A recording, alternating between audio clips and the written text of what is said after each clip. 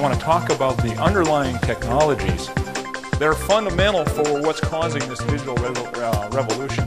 Faster than a speeding bullet, more powerful than a locomotive. Look up into the sky. No, it's not Superman, it's technology. One of the sessions at WSTA's Fall Conference.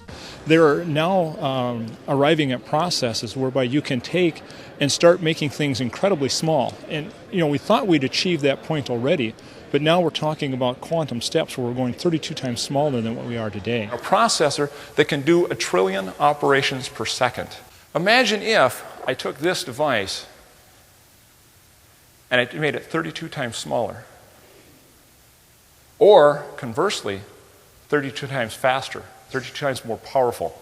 Technology, customer service, Ethernet with local content, and protecting your investment were just some of the topics at this year's conference.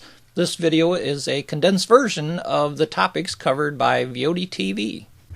Phone 1.0 was very simple. It was a telephone number. You got one at your house, you got one at work, you got one wherever you were. So if I dialed that phone number, it represented where you are, right? If I wanted to call you at home, I called your home number. Phone 2.0 was a cell phone. Now the number no longer represents where you are, but it represents you. Phone 3.0, which is I think kind of the new epiphany we're having, is that the phone is no longer a device. The phone is a piece of software, and you put that piece of software on all kinds of devices, and I did the demonstration with the iPod Touch. So I guess one last one, from an independent telco perspective, what bit of advice would you have to kind of adapt to this changing world? Well, I think that was the main point of the talk, right? At the end of the day, maybe subliminal, but it's a good question. It's really about becoming internet-centric. Tell us a little bit about the Ethernet and how you're using that as a transport.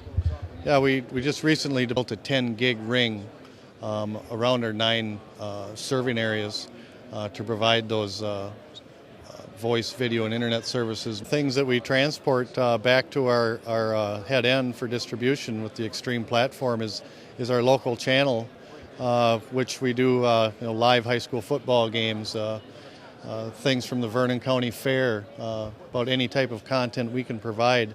Their users want more video capability, more voice, more data, higher bandwidth, better quality of service, and at the same time, the revenues, the average revenue per user isn't going up very fast. In some cases, the pricing pressure brings those numbers down. So, what are we able to do for those telecommunications companies is to be able to provide a lot of bandwidth at very low capital expenditure costs, and as well as at the same time a lot of simplicity, so that they're able to simplify their operational environments and reduce the cost of operating their networks. And really what I want people to think about is the difference between the approach of serving someone and caring about and being actively engaged with that particular individual. So we do spend a lot of time focusing on the idea of transitioning to customer care and building an experience for the customer that will result in a continued business relationship. One of the things that we haven't been traditionally exceptional at in telcos is creating an environment that's conducive to buying. A lot of times our front offices have been more a reflection of the business as opposed to geared toward our customers. On the 25th of September, Martin Group and CHR Solutions merged, and we are now the largest single source provider of services to the rural telco marketplace. Something that had come up was this whole idea of broadband providers. If it's already served, there's no sense in bringing money there again. So could you tell us a little bit about that and what it means to telcos? If I'm an existing provider, I do want to protect my service territory, and I have a right and should strongly consider providing a comment to the RUS and NTIA to let them know that there's an existing provider. If they are already spending their own shareholders' money or government money to provide service in that area, it's important that they have an opportunity to protect the investment that they've made in that. Our CLEC environment is 100% fiber build with 100 meg to the home.